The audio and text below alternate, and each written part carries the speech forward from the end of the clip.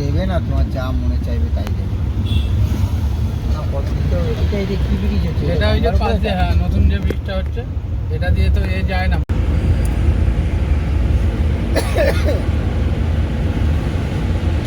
এবারে আমরা তৃতীয়বার আমরা যাচ্ছি গাড়িতে করে সিকিম। আর এবারের জার্নিটা হচ্ছে ওভারনাইট জার্নি আমাদের। রাতের জার্নিটা কেমন হয় সেটা আমরা সম্পূর্ণ আমাদের স্মৃতির জন্য তুলে রাখবো। না, বৃষ্টি হয়েছে তো শোনো, যখন জগন্নাথ যায় না সোনার ঝাঁটা দিয়ে ঝাঁট দেয়, আর এটা প্রকৃতি ধুয়ে দিচ্ছে, প্রকৃতি জল দিয়ে ধুয়ে দিচ্ছে।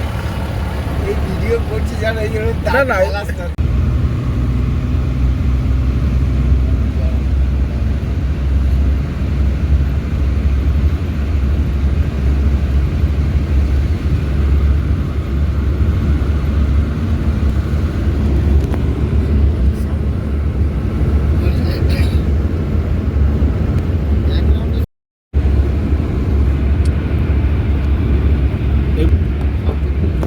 শান্তিপুরে ক্রস করছি আমরা এখন। রাতের শুনশান রাস্তা কিন্তু সত্যি খুব অসাধারণ মনে হচ্ছে। আর আমাদের সাথে যে আমাদের ট্যুর কনভেনার গুরু, সে খুব রিল্যাক্সে আছে, কিন্তু যখনই তাকে সে আসবে না আমাদের মধ্যে, এই কারণে আসবে না, সে যার যখনই আমি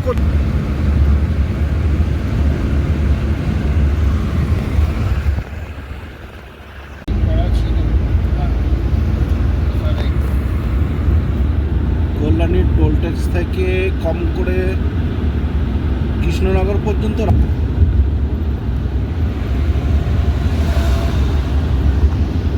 স্ট্রিট লাইট থাকাতে আমাদের বেশ সুবিধাই হচ্ছে। কিন্তু কিছু কিছু জায়গায় আছে, আবার কিছু কিছু জায়গায় স্ট্রিট লাইট আছে, কিন্তু সব জায়গায় নেই। যদি এমন হতো যে সমস্ত রাস্তাতে এরকম স্ট্রিট লাইট দেওয়া যায়, তাহলে রাতের সফরটা আরও অনেক রোমান্টিক হয়ে যাবে। রাত এখন 9:55, আমরা এই মুহূর্তে পার করছি Krishnanagar.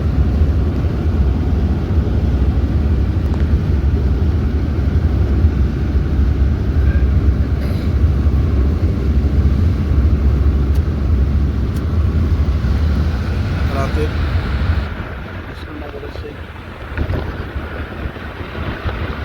Jalangi bridge, Jalangi rail bridge.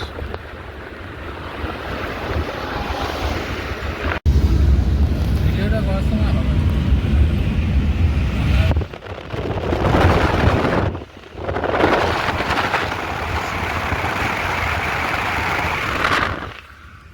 যাত্রাপথের second toll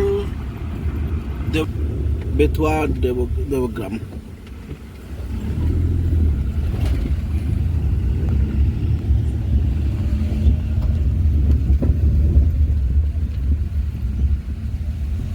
চলো, ওয়েলকাম টু।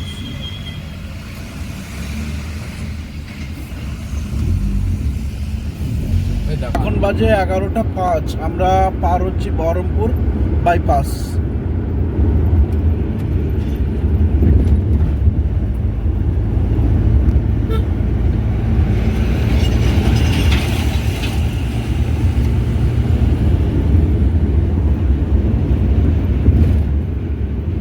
বহরমপুর বাইপাস,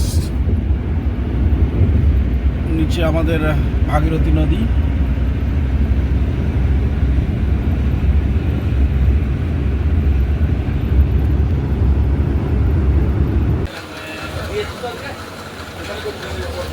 খাওয়া পুরো শেষ।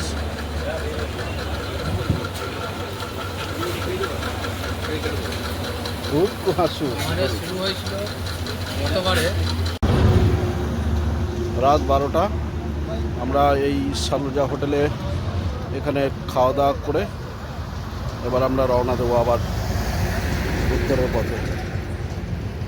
বিশ্বজিৎ সারাক্ষণ গাড়ি চালিয়ে ক্লান্ত হয়ে পড়েছে, এবার চালাবে গুরু।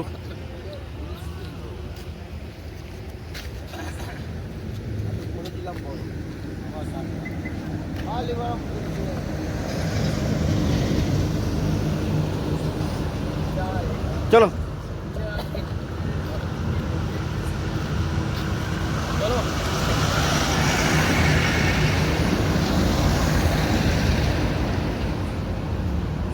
গাড়িতে বস, সামনে বস না, না ঘুমাবি? সব 9টা অবধি ঘুমিয়েছিস, আমার ঘুম নেই কাল থেকে। সালু যাই খেয়ে দে, এবার আমরা আবার রওনা। গাড়ি চালাবো আমার গুরু, ঢোকো মিডিলে ঢোকো।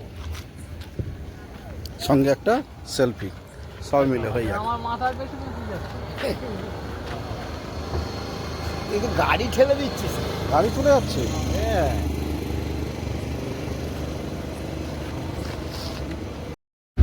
আসবো না। আমার আবার না বলে এলে মুশকিল হবে। বাঁচবো না, কোথায় যাবে? এই বাঁদিকের রাস্তা পানাগড়, বোলপুর, রামপুরহাট, বড়গ্রাম।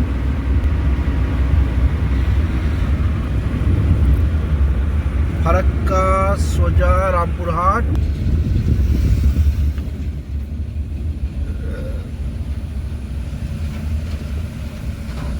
এলিভেটেড করিডোর লাগা।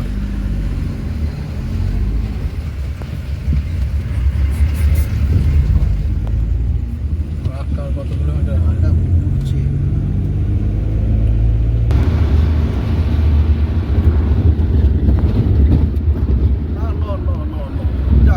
না, ওর সাইলেন্সারটা ওই সাইডে গেছে, ওই কারণে একটু ধুলো উঠে যাচ্ছে। এইবার ও ভালো রাস্তা পেয়ে গেছে, ও টেনে দিয়েছে একদম।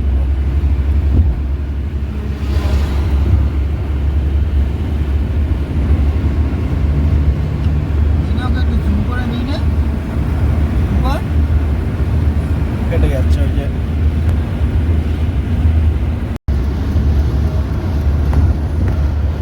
অবশেষে আমরা ভলভোকে ওভারটেক করে যাচ্ছি।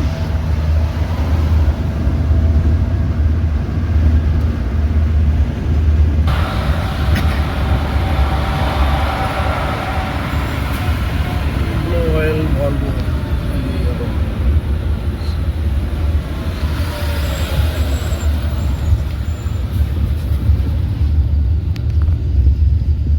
Intercity express line. এই একটাই পেছন দিকে এনে। আর এক্সপ্রেস লাইনে বাসগুলো ব্যাপক হয়ে পড়েছে। আলা বাসের সেটআপ। আমরা এইটা দিয়ে বেরিয়েছিলাম মনে আছে? হ্যাঁ, ওমরপুরে আমরা এই শর্টকাট দিয়ে একবার বেরিয়েছি। শর্টকাটটা অনেক দূর পথে বেরিয়েছিলাম। আরে বাবা, ভলভো তো আমাদের পুরো ধুলোতে উড়িয়ে দিয়ে চলে যাচ্ছে।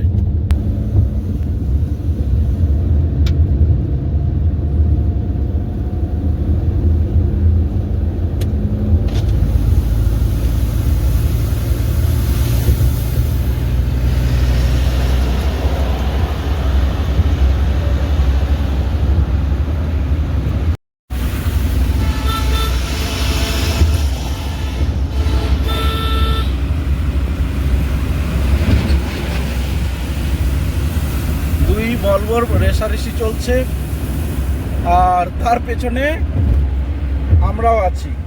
দুটো হাতির পেছনে একটা মাছ। দুটো হাতির পেছনে একটা মাছির মতো আমরা এগিয়ে যাচ্ছি, তবে আমরাও কিন্তু কম যাচ্ছি না।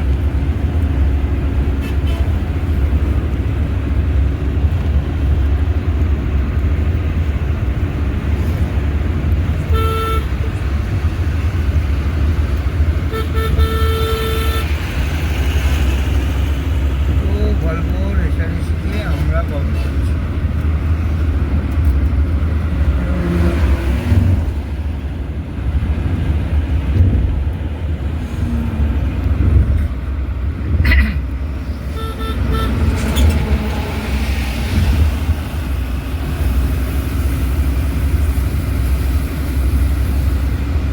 এক্সপ্রেস লাইন আর ব্লু হোয়েল, তাই তো? হ্যাঁ।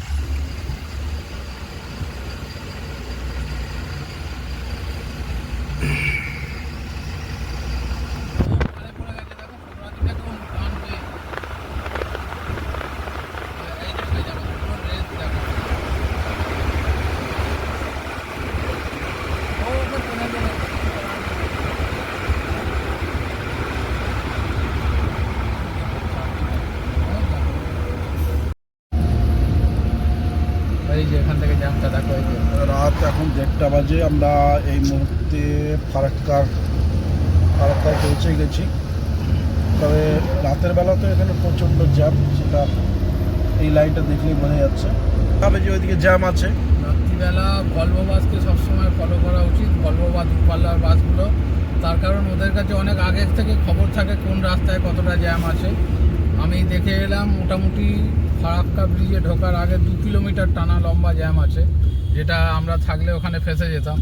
যার জন্য আমরা এই বাসের পেছনে ফলো করলাম, রং রোড দিয়ে এসছে, একদম ফারাক্কা ব্রিজের মুখের কাছে চলে এসেছি। আর এই জিনিসটা বহুবার আসার পর আমরা বুঝতে পেরেছি, একবারে হয়নি, অনেকবার ধরে এই রাস্তায় যাতায়াত হয়। সেই ক্ষেত্রে যতবারই দেখি যে ভলভো বাসগুলো রং রুট দিয়ে বেরিয়ে যাচ্ছে, তখনই বুঝতে পারছি যে না, এবার তাহলে কিছু একটা গড়বড় আছে।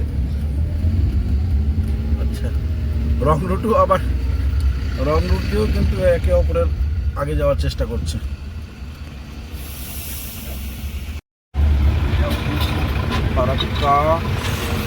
ফারাক্কা ব্যারেজ, ফারাক্কা ট্রেন বেরিয়ে যাচ্ছে।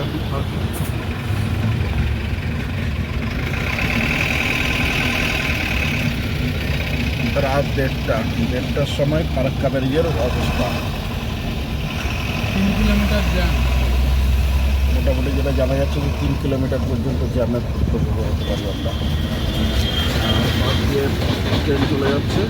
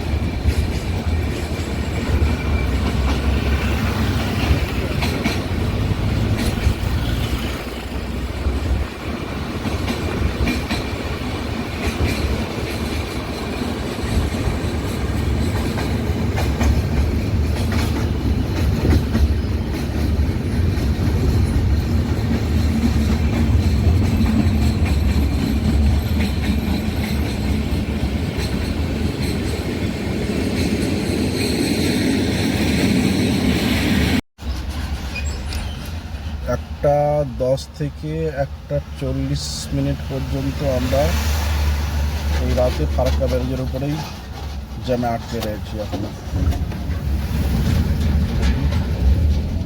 কতটা এগোনো যায়, 2টো করে লক গেট যাচ্ছি, আবার 10 মিনিট করে আটকে পড়ছি।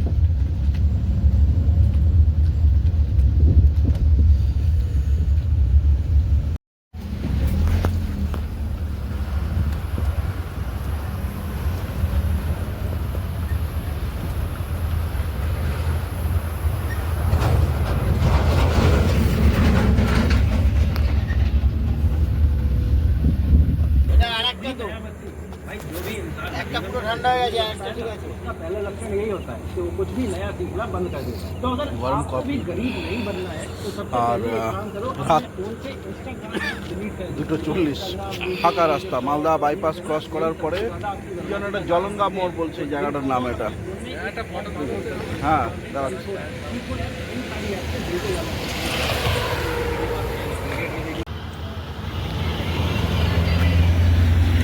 রাত এখন 3টে বাজতে প্রায় 5 মিনিট বাকি।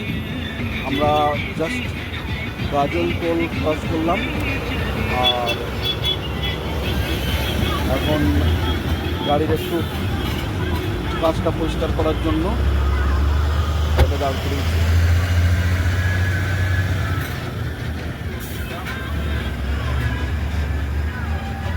বাবু মনে হচ্ছে আবার কফি বানাচ্ছে ভেতরে। ওকে, আবার 2 মিনিটের একটা ব্রেক, ব্রেকের পরে আমরা আবার চললাম।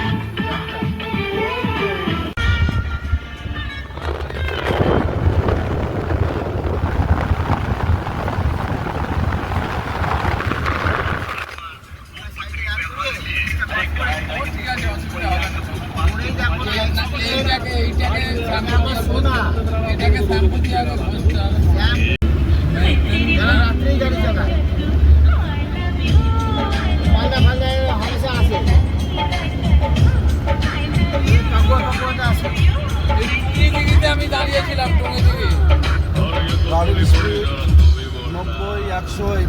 আমরা যাচ্ছি রায়গঞ্জ বাইপাসে ঠিক একটু আগে। এবারে যখন একা গেলাম একটু পরে আমরা রায়গঞ্জ বাইপাসে চলে যাবো। ধাবায় দাঁড়িয়েছিলাম রাত্রিবেলা, সালুদার ধাবা থেকে বাইক ছেড়েছিলাম।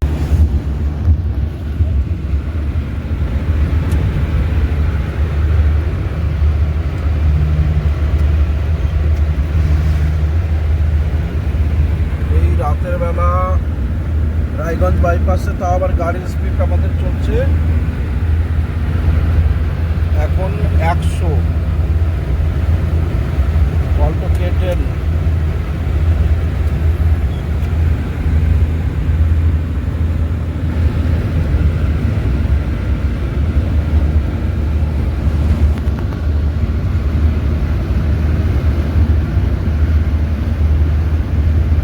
বাইপাস যখন হচ্ছে তখন খুব সুন্দরভাবে করছে, কিন্তু কিছুদিন পরেই সেটা আবার খারাপ হয়ে যায়, সেখানে আর ধ্যান দেয় না। তবে এটা ভালো যে প্রথম থেকে 6 লেন করে রেখে দিয়েছে, ভবিষ্যতে যখন রাস্তা বাড়ানোর প্রয়োজন হবে তখন আর এই সমস্যাটা থাকবে না, গাড়ি নিশ্চিন্তে চালাতে পারে যে কেউ। তবে রাস্তা খুব ভালো, অবশ্যই সাবধানে চালাতে হবে, রাতের বেলা অনেক রকম অনেক বাধা বিপত্তি আসে।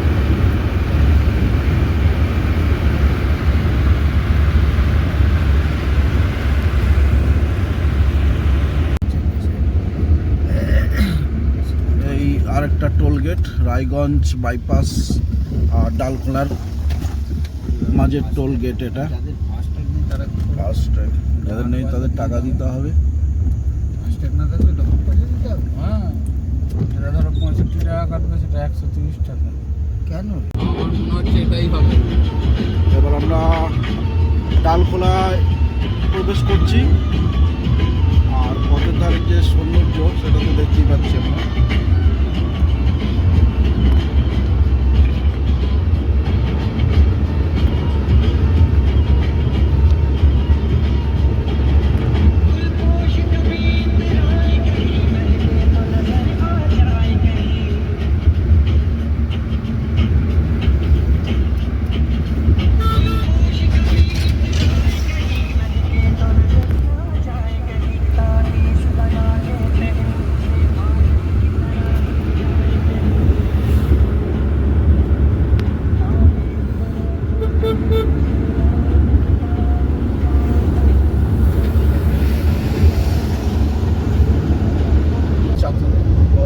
রাত এখন বাজে 4:17, আর আমরা এখন ডালখোলার কাছে চলে এসেছি। আমরা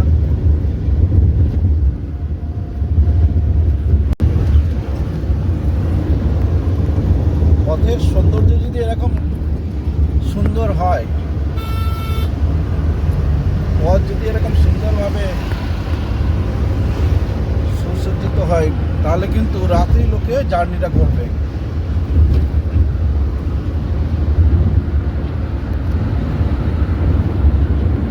আলো দিয়ে সাজানো থাকে, তাহলে যে কোনো ব্যক্তি কিন্তু রাতের দিকেই জার্নি করার একটা ইচ্ছা করবে, যে অন্তত একবার হলেও রাতে জার্নি করা যায়। দিনের বেলা এলে কিন্তু আবার এই দৃশ্যটা দেখা যাবে না। দিনের বেলা এলে কিছুটা ঝামেলাও আছে, যেমন রাস্তার এই আমরা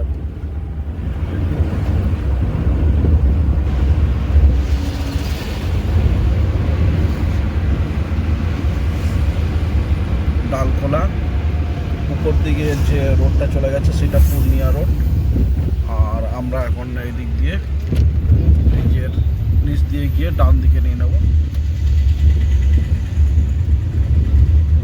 উপর থেকে যে রাস্তাটা এসছে সেটা বিহারের পূর্ণিয়া থেকে এসে 34-এ কানেক্টেড হচ্ছে। এই রাস্তা বিধাননগরের কাছাকাছি হচ্ছে খুব খারাপ, তারপরে বিধাননগরের পরে দেখা যাক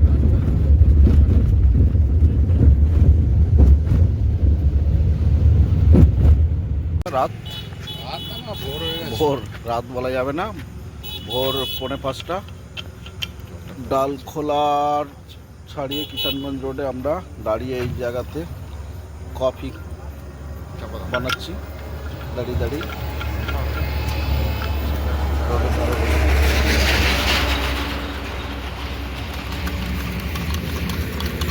দুটো এমার্জেন্সি লাইট এরকম না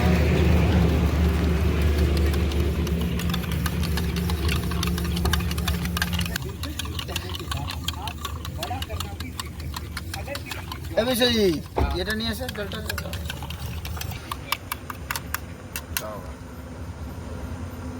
দাও দাও দাও দাও দাও দাও দাও দাও দাও এই যে ইসলামপুর বাইপাস চালু ইসলামপুর এবার এতক্ষণে আমরা ইসলামপুর বাইপাস ভোর 5:25 আমরা ইসলামপুর বাইপাসে এলাম। আর রাতের জার্নির যেটা অভিজ্ঞতা হয়েছে আমাদের সেটা সবার সঙ্গে আমরা শেয়ার করে নেব।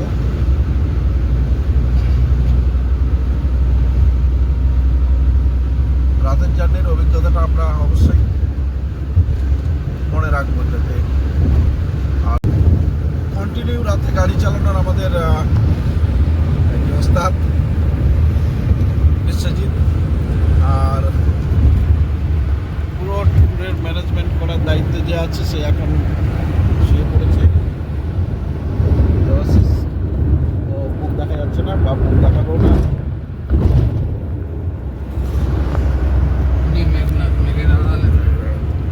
আর আমি তো সামনে বসে পুরো জার্নির বা ড্রাইভিং মজা নিলাম।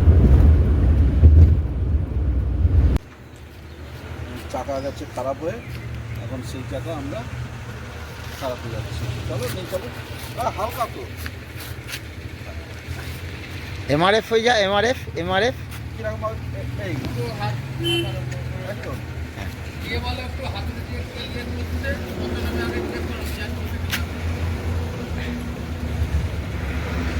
চাকা আমাদের তুলে নিয়ে এসেছিল, সেই চাকাকে আবার মাথায় করে নিয়ে যাবে।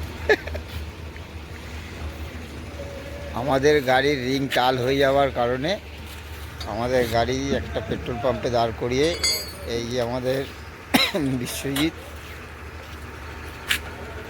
গাড়ি তাড়াতাড়ি করে চাকা চেঞ্জ করে দিল।